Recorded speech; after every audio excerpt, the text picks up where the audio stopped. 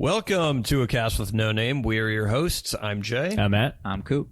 This is episode 34, and this episode we urinate on corpses as we... Episode 34? 94. Did I say 34? I think you did. Yeah. Welcome to A Cast with No Name. This is episode... I'm Jay. Shit. Fuck. Episode 94. Nice. Saved it.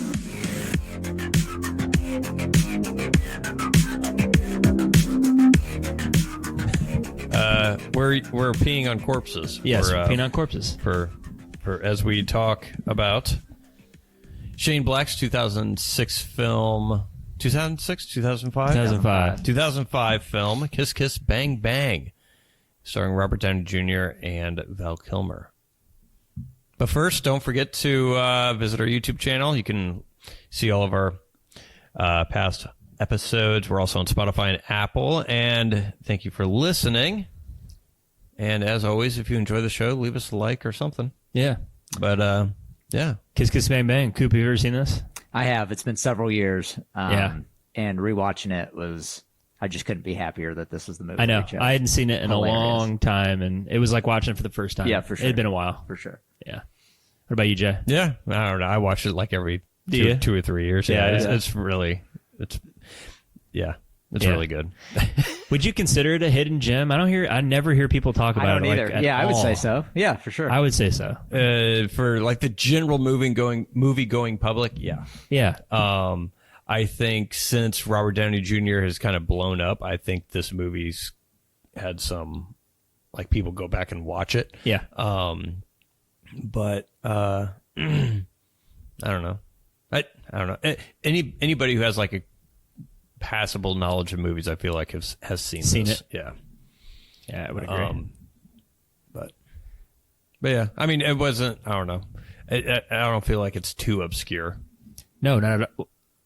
Yeah, not obscure. I wouldn't say that. Because even like The Nice Guys, I feel like people who like that went back and would watch this one. yeah. And, I didn't realize that this was Shane Black's like directing debut. mm-hmm. I didn't. I was looking at his credits. I'm like, really? This was his debut? I feel like he's been around forever. Well, he has been around forever, but he was just writing. Just writing stuff, yeah. And a lot of his movies have the same feel, which he must be a phenomenal writer, because a lot of his movies feel like you can just feel like it's a Shane Black movie with different directors. So you have, like, I mean, Richard Donner did the Lethal Weapons. The Last Boy Scout, Tony Scott, Long Kiss Goodnight, and you have all these different movies. Same writer, obviously, but Yep. I mean, they all feel Different. well the same. I was going to say, You mean like in terms of like the script, like the dialogue, the and script, everything? the characters, like Yeah. the style of movie. I mean, the look of it may be different, but I feel like it's a very similar movie now. But this one, with him directing it, it feels tighter than what I feel like the sense of humor hits more, to where I feel like his other movies that he wrote were probably supposed to be that funny, but the humor was probably cut down for it in favor of the action. Yeah. But I don't know. I could be wrong too.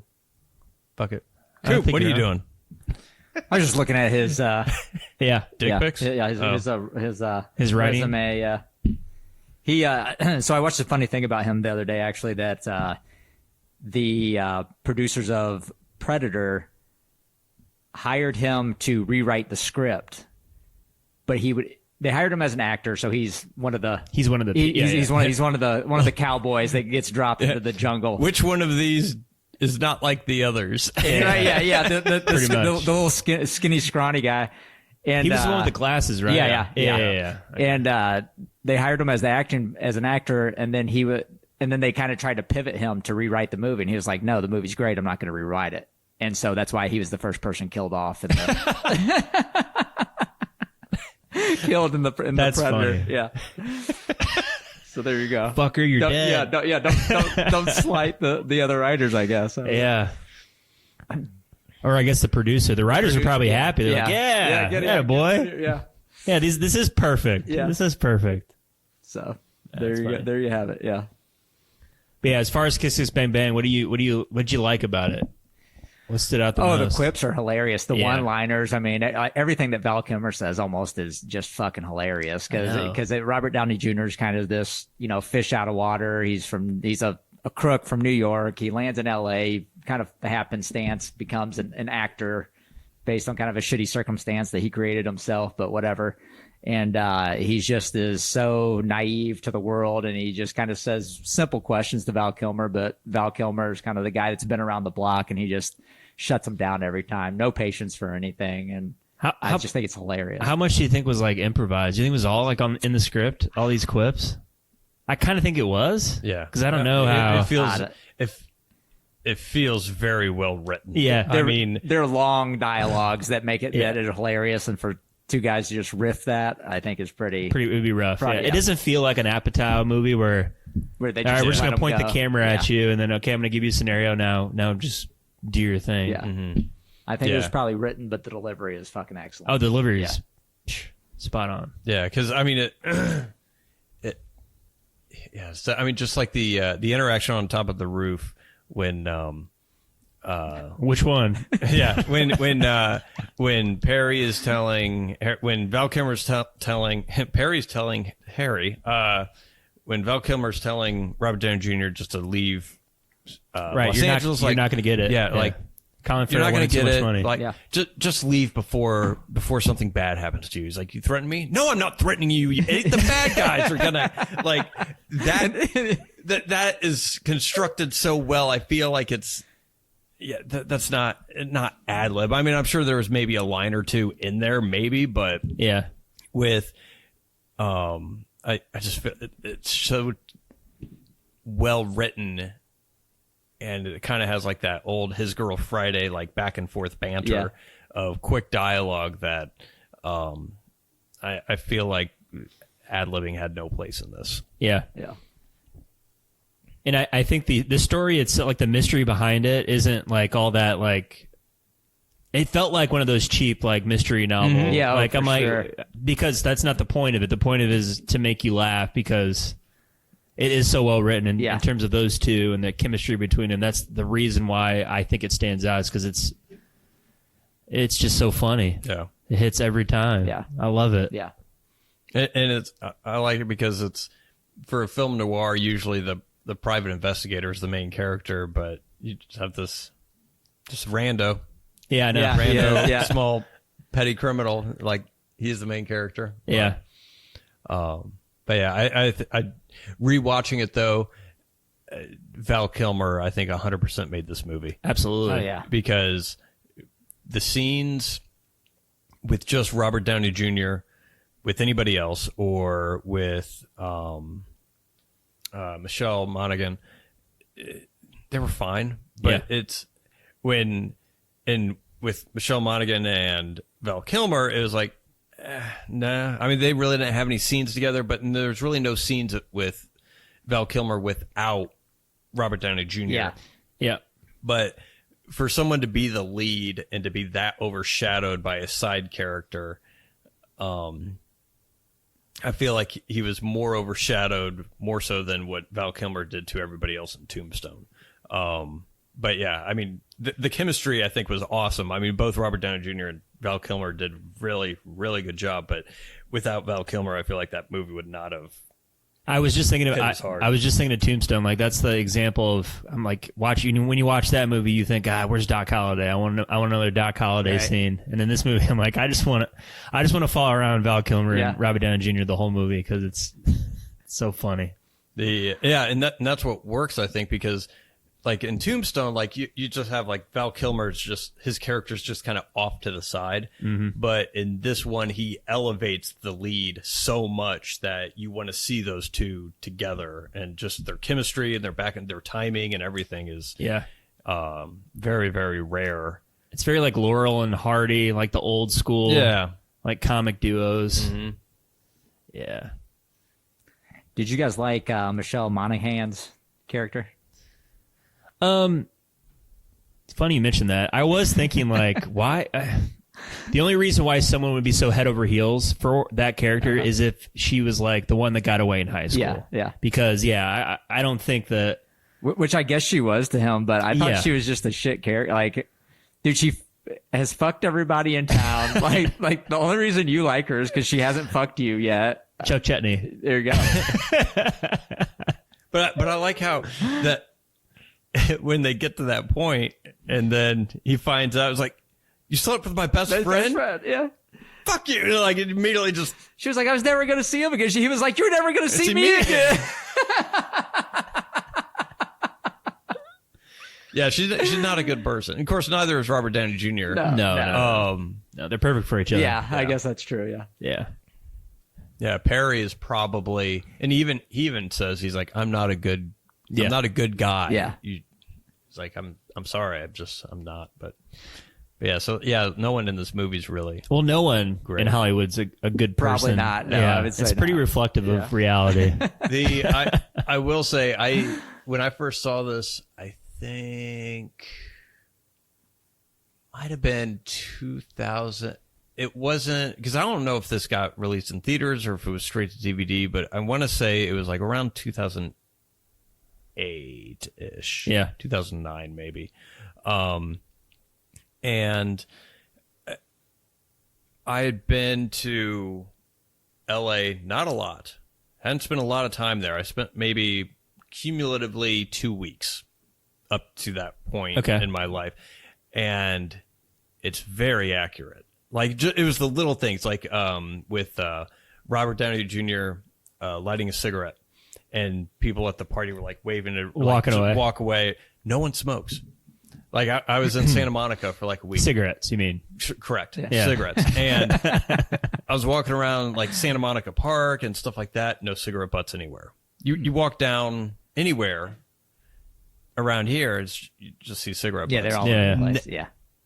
Spotless where I was at. And I didn't look for them in Venice. I'm sure they were probably there in Venice, but and everyone's super nice because no one knows who does what. Yeah. Gotcha. And because I asked my buddy who lived there, I was like, what? I was like, everyone's so nice here. He's like, yeah, it's because no one knows who they're talking to. And if they happen to talk to somebody with any kind of position of power in the entertainment industry, they don't want to be known as. So everyone's very fake. And that's what, then it goes to the questions like, what do you do? Like, I'm a private investigator. Yeah. Okay, bye. Yeah. And that's it? Yep, that's it. And it's like everyone is just like looking for like an edge or like a leg up or something like that or whatever. But yeah, it's just like those two small things. But I was like, that is true. Like everyone is very, just superficial. But, yeah. Which is the cliche, but it's very, very apparent. But I like how it was presented, especially with like the no smoking thing, and then the just everyone. Oh, what do you do? Yeah, and just the random people hanging out at bars until 2:00. Which any city has that, but it was weird. I don't know. He hit the feeling of it, in my opinion, pretty good. But. Absolutely. I like the friend who comes up and is like, buzz, fly. Oh yeah, get out. Yeah, and then he ends up sleeping with her. That's yeah. I like the direction that it would take in little moments like that. Like you mentioned like you slept with Chuck Chetney and he's still holding that because you think it's going to go one way, and then they did that a couple times, and it's just unexpected. It's smart, right? Yeah, absolutely. Yeah, I like it. Yeah, makes it more interesting than just the normal. Yeah, whatever. But did you like him as a narrator, Robert Downey Jr.? I liked because I feel like the narration kind of went away once it did started until going. The end, yeah. It was just kind of used as like an introduction. I liked how the narrator was edited into the story, and to where like, oh shit, I forgot. Oh, God, I'm a horrible. It's like when my dad's like telling a joke. I thought that was oh wait, he's riding I forgot to tell you, he's riding a blue horse, but they like stopped the film and he's kind of going over it. I like that portion of it. That when he's doing the flashback, he's like, yeah, it's like, let's get mom, pa, people standing in front of the giant fucking lens. Hey, excuse me, huh? Get the fuck out of the way. Anyways, there you see it. It's like, like that. I enjoyed that aspect of it, but with classic film noirs, you typically have that narration. So it was interesting that I liked how he handled, like Shane Black handled the narration. As far as Robert Downey Jr. being a narrator, I thought it was fine. Yeah. Just because, I mean, that's typically what's expected in that genre. But yeah, I like the execution of it better than what, better than Robert Downey Jr.'s ability to narrate something. Yeah. Yeah. What about you? No, I liked it. I just felt like it was there, only there for like the first 15 minutes, and then they kind of just went away with it until the end when he's just summarizing it and saying we apologize for saying fuck so much if you're from the Midwest. Oh, yeah, you nice people from the Midwest. Yeah. Yeah, that was an aspect of the movie that I had forgotten all about until I started. I was like, oh, this is fucking gold. Especially the part that you're talking about where like you see the 16 millimeter film like reel back and go, yeah, awesome. Yeah, it's cool. I really like the animated intro too. Yeah, like kind of foreshadows what's going to happen in the movie, but that doesn't give anything away. I thought that was awesome. Yeah.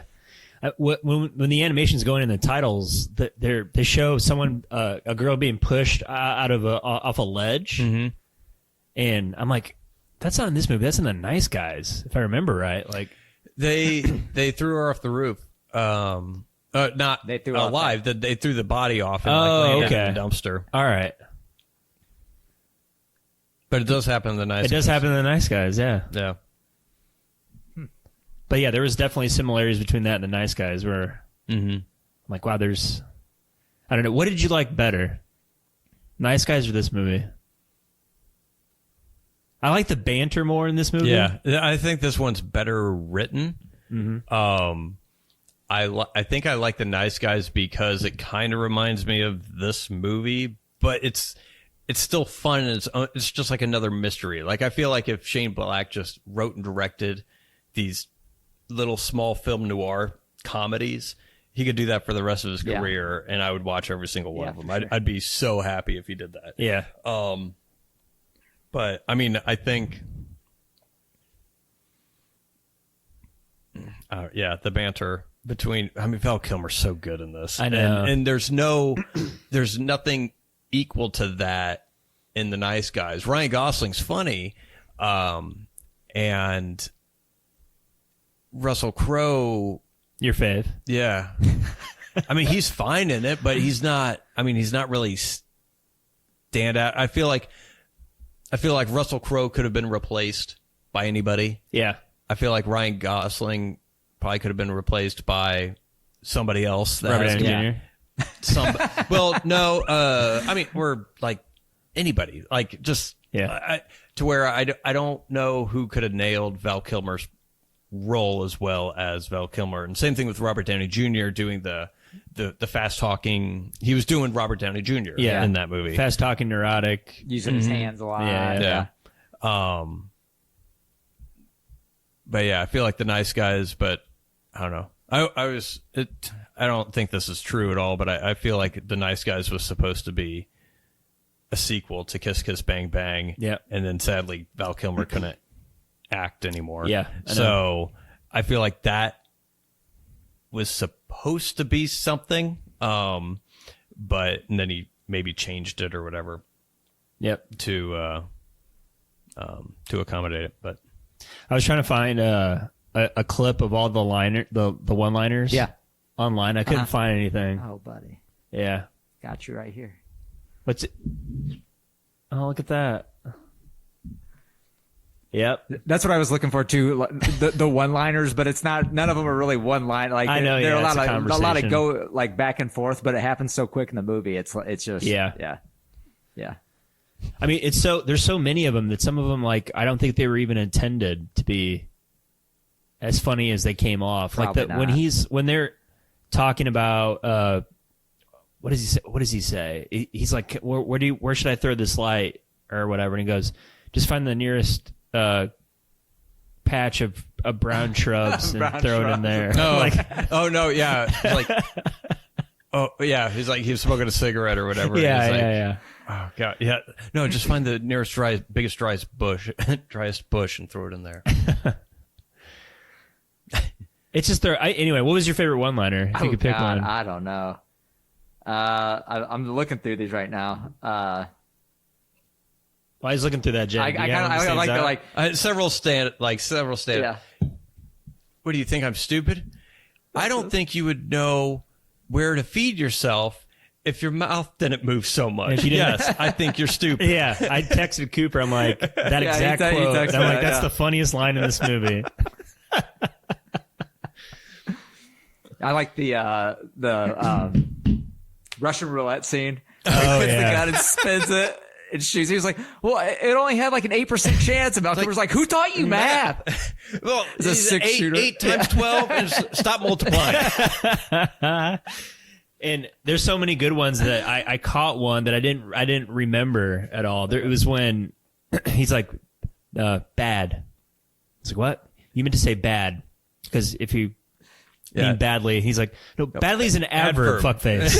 Who taught you grammar? Badly's an adverb, fuckface. Who taught you grammar? Get out of my car.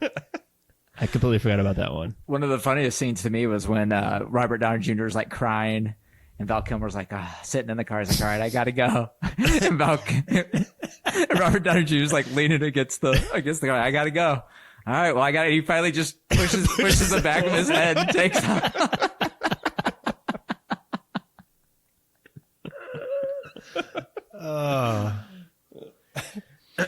Where's my gun? What? I threw it to the what the fuck? You threw away the gun that my mother gave me. The ceramic finish, the $2,000 handgun my mother gave me for a present. You don't think they're gonna find my gun when they drag the lake, you idiot? Yeah. I think next to Office Space, this has some like of the most memorable. Oh, easily. One of the most quotable quotable lines, Yeah. Yeah. It's great. Yeah, and I feel to bring it back to the Nice Guys, I feel like that comedy is more physical comedy as opposed to like just the dialogue back and forth. I mean, they have some quips in that movie, but I feel like there's a lot more I don't know, Buster Keaton-ish, like Ryan Gosling sitting while trying to take a shit and he's trying to hold a gun and he's like has a magazine on his lap and he's like trying to juggle everything, keep the door open while he's trying to point the gun and like stuff like that. I think the mystery is better in The Nice Guys than in this one. Yeah. It makes more sense. Yeah. Ish. It's not as far fetched. I feel like because there's a lot of weird shit that has to happen for that mystery to actually take place or whatever. But yeah. I did think that the ending where he summarizes that her sister did commit suicide. Yeah. I was like, damn, that's kind of like a dark, dour. Like they're driving the car. He's like, she killed herself, man. I hate to tell you this, but he's like, oh no, what's her name? Seemed pretty convinced. He's like, I don't give a shit. She killed herself. Yeah. And then there we are. Yep. Yeah. She thought her father was committing incest. I'm like, damn. Yeah. Gross. Awesome. Hope you enjoyed this hour and a half of playful banter back and forth. Oh, by the way, she killed herself because she thought her dad was having sex with her other daughter. Hope you had fun, folks. thanks for coming out. Yeah. The title sequence I liked a lot. Yeah. It reminded me of Catch Me If You Can. Yeah. Well, they came out around the same time, and I was like, God, they don't do. I mean, with the exception of like Bond movies or everyone like Catch Me If You Can or this one. I mean, there's not a lot of good title sequences. Really, in movies. And like even the shittier thing is, it's usually just like this, like a camera like panning across the forest or panning across the cityscape, or like they could easily do something like that for the movie. You know what I mean? Like while the credits are rolling and you just see like background bullshit that you're like, all right, let's get the story started. Like at least with opening scene like that, like you're kind of engaged and I don't know, it makes you excited to see what's going to come for the movie at least, or at least that's what I think when I'm seeing something like that. I mean, it just sets. I mean, it's a creative way to set the tone too. But it's probably at least 15% of the budget paying those animators. Yeah, maybe. I think the movie was like $15 million. Yeah, small. After it was all said and done. Outsource that to China. It's true. Get a bunch of little kids doing it for you. No big deal. They got tiny fingers. They can hold the pencils. They can hold all the pencils. Yeah. Or North Korea. Apparently that's the thing now. Really? Outsourcing animation in North Korea? Well, they didn't know. So, like, Amazon, I guess, is in trouble because Oh boy. Invincible. Yeah. I guess they found sections of that were animated by North Koreans. Oh, no shit. Oh. And then there was like some other cartoon that they found out, and it's not like the producers knew. It's like they farmed it out, and it just happened to be there. And it's Gotcha. like, so it's not like I'll have to look into that. we could really score some profit if we ship it to North Korea, but Jeez. just more of a coincidence, I guess. Or You know what I do wish there was more of though is Larry Miller. He played the agent, the casting agent? the producer, the producer. Yeah. Sorry, yeah, the producer. Just because he's funny. Mm-hmm. He Wish was him in and Val Kilmer had some what- more what scenes was he together. in 10 Things I Hate About You. Did Yeah, he play the father? He played the dad. Yeah, Oh, yeah. Yeah, he had the He is best pretty line in funny, that yeah. movie. yeah. The What's that scene he has with Val Kilmer when he's like, I just don't understand it. Like when you see a guy, you think I have to. see, I don't. He's get like that. I don't get that. It'd be like if I saw a baby, I have to drain of its blood and I have to drink it. Like same. It's on the same level. Like, I'm gonna drain it and paint my boathouse. Yeah. That's something that I feel like has probably dated the movie the most. Is like some of the Gay Perry stuff Yeah. of like, oh the my fact god, the fact that he's called Gay Perry. yeah, that, and then I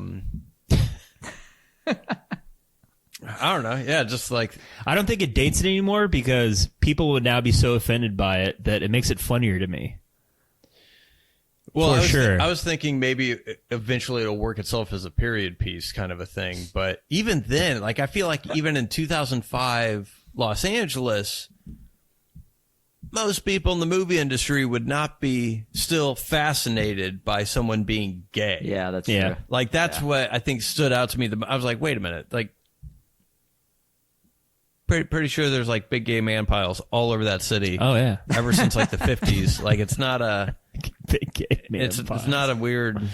not a weird thing, but No. I don't know. Why do you think he chose him to be? Why do you think Shane Black wrote him to be gay? Just because it was. It's funny that the most masculine character in the movie is gay. Oh no, but I saw that it was like the first time there was an openly gay character leading an action movie. Huh. Huh. That's interesting. In like a wide released, like in a Yeah. mainstream film. I don't know, probably just to make it probably felt more interesting instead of just two straight guys. Left itself for the opportunity of more jokes, I feel like. Because there's a lot of like for when writing something they say to leave the gender of a character out to be the last thing, and to where if you're having trouble developing a character, change their gender, and then it gives you an idea to approach it from a different point of view. So maybe it was like that kind of exercise as well, to where, oh well, I can make this character homosexual. That's something that hasn't been seen or really explored yet. And but yeah, because I mean, I feel like it's not. He's never played up for laughs because of his sexuality, but they use his sexuality to create more comedic moments through the dialogue. You're like, oh, so you're still gay? No, I'm knee deep in Push-T. I just like the name so much, I decided to keep it. Yeah. I mean, it's like stuff like that. I thought, I don't know. Yeah. That's fun. But Yeah. I like the or to use it as a tactic to intimidate someone who's torturing your friend. yeah, You want to look at us, Johnson, don't you? Come on, look at me in the eyes and tell me you're not gay. How are you doing? Great. Shot him in the chest with a gun. I hide by my balls.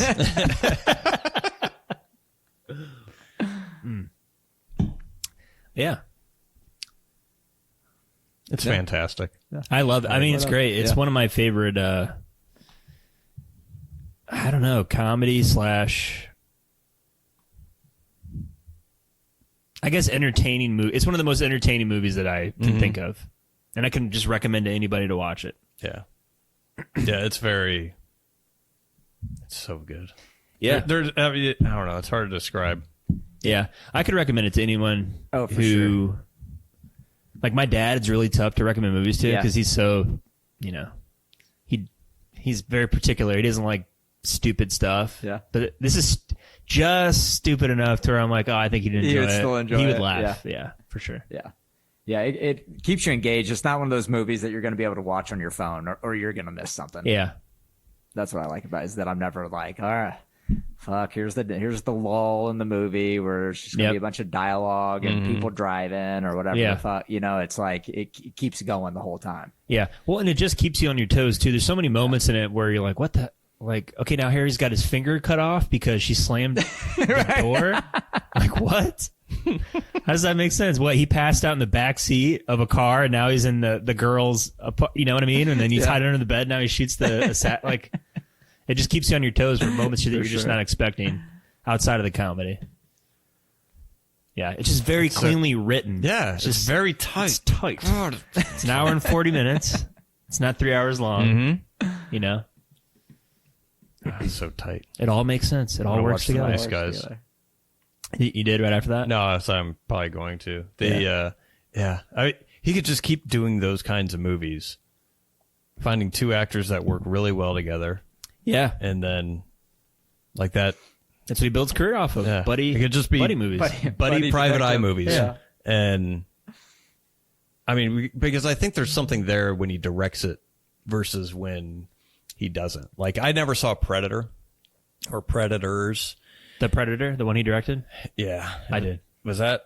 Oh, it was awful. Yeah. No. So I don't. He went out of the norm where he didn't ground any of it in any sort of reality. Maybe that's what he was going for. Is that the one when they like land on a planet? No. That's Predators. Predators, yeah. That was Robert Rodriguez produced. What's Predator? The Predator is... I'm trying to remember. I forgot most of it, but it takes place on Earth, and there's a ragtag group who's tasked with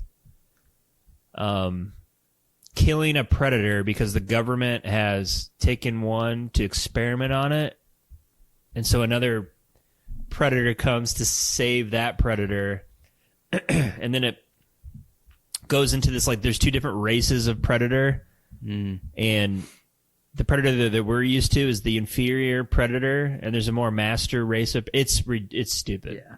And then the movie is just over the top in terms of like the humor that it's trying to go for. It's not the typical Shane Black humor. I think that's why it kind of like fell flat for me. It wasn't really that funny. And Yeah, because I feel like the things that he writes and directs, that obviously in his wheel, like Predator, I feel like he got that job just because he was the first one, yeah, and he kind of has a writing credit or whatever associated. yeah,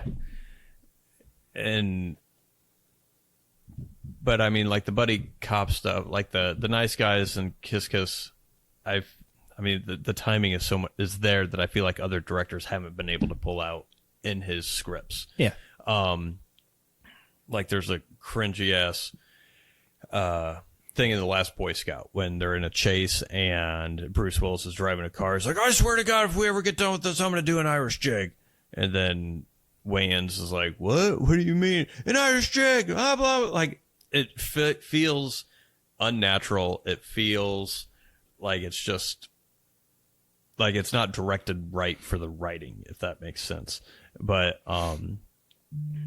Tony Scott directed that one, and I love that movie, but like there was something missing. I feel like, especially with his case, like since he writes it, he's able to bring something out extra during the directing process that a lot of other directors can't, because they're working off of a script as opposed to the guy who has the idea. Obviously, he thinks very cinematically and Yeah.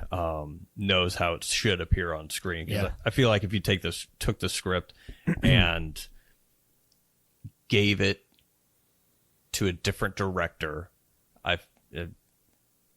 It wouldn't come out the same. I don't think it would. Well, and I think it was his first directing credit. So it's like that old saying, you get one chance to do your first one. Mm-hmm. So maybe he just put a lot of thought into it. And, Well, I think he did, because this is his first movie that he did since like The Long Kiss Goodnight, which Yeah. was like 96, I think. So it was a while before anyone like, which I don't know why people aren't just throwing him $20 million every Maybe they year. do, and he's just like, I don't want to do that.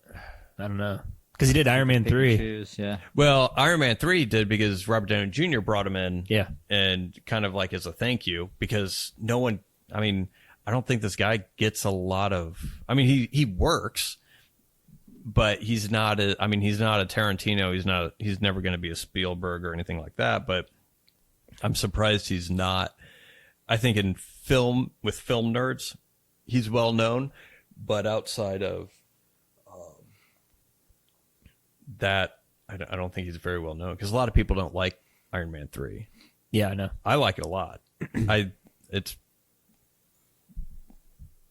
probably my favorite. Your favorite Iron Man? Yeah, just because the first one feels so dated now and old compared. But Iron Man 3 I like because it does it differently. Yeah. And I like the character arc in that one better. Part 2 is, I mean, Yeah. I would agree with you. I think the third one's mine. My favorite too. But a lot of Yeah. people hate it because they're like, oh, God, it was so awful. And I'm like, it's a Shane Black movie. Yeah. I was like, and I think that's probably why I like it, is because I went in knowing it was a Shane Black movie. Yeah. And so when they played the Christmas music at the very beginning, I was like, ha, ha, ha, ha. Yeah.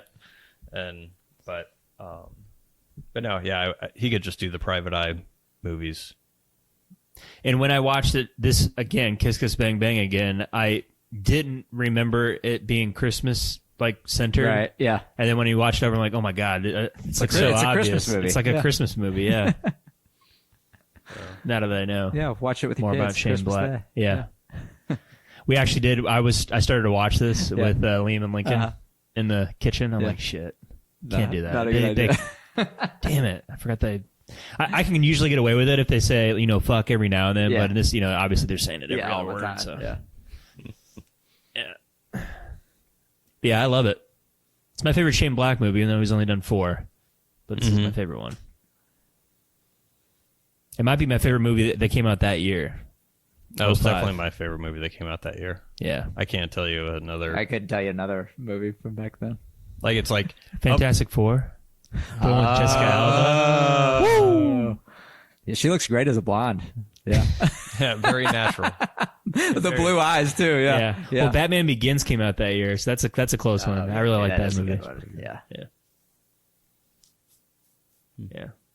Join us next week as we talk about our top 5 favorite movies from 2005. As we spend half the time Googling movies that came out in 2005. Yeah, exactly. What came out then? But yeah, I recommend it. Yeah. Same. Yeah, obviously. Yeah. It's very good. Anything else? That's all I got. No? Join us next time as we talk about the prestige movie of 2024. No, we're not talking about Challengers. Unfrosted, starring Jerry Seinfeld. Melissa McCarthy And Melissa McCarthy. and Amy Schumer. And, oh, Jesus Christ. She's in this? She's in it. I forgot she was. I saw that on the title card. Yeah. Anyways. What's Challengers? I have no idea what that is. It's some dumbass, like, everyone's saying, like, Zendaya's going to get an Oscar. No, she's not. She's never going to get a fucking Oscar because she cannot act. She can't fucking act. Anyway, she plays she's a tennis player, and she fucks 2 guys Great. and has Yeah. a threesome with them or something. Wonderful. Yeah. She's not going to get a fucking Oscar. She can't. She was great in Dune Part 2. No, she wasn't. She played MJ again. Yeah, I know. And it's just Yeah. mean mugging the fucking camera the entire time. Just. Anyways, Okay. Pop-Tarts. It's a very Jerry Seinfeld plot of Did a he movie. write Yeah. or something? Yeah. This is Or gonna be an interesting watch. I know. think. Like, is this like the last movie that came out because they did the Cheeto movie, the Flaming Hot Cheetos. They did Was that a documentary? They did Or was that- Barbie. No, it wasn't. It was a movie. and let's see who. Well, this oh is Jesus! He wrote and directed this. Yes. Oh, this is going to be a piece of shit. It's a fictionalized version of the Pop-Tart story. Oh, it's fictionalized. Yeah, let's not do anything. Through the mind of Jerry Seinfeld, Jay. God. Come on. He did the Bee Movie. Fuck. I'm having second thoughts about this now. Hey. No, we're too far gone. No, I'm going to watch it. I'm I'm going to see what else he directed. Nothing. This is his debut. What? Really? Yeah. He didn't direct a Bee movie? No. Did he write it? He did. Of course he did. It's filled with Jerry Seinfeld humor. Isms. What is the deal? What's the deal with the hive? You only have a day to live. They're all working for the queen.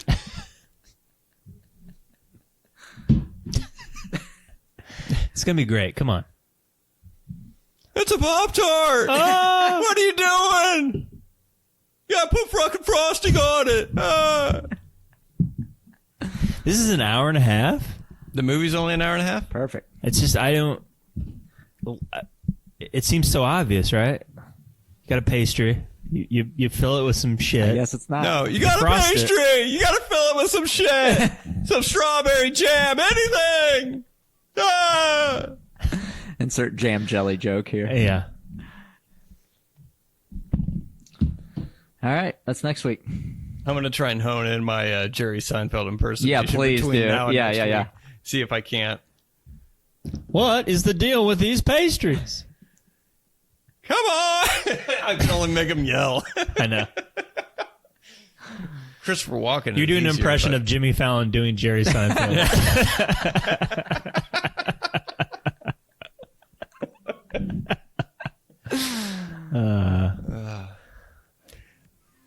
You put it on the toast. All right. All right. All right. Yeah, that's next week. Look forward to that.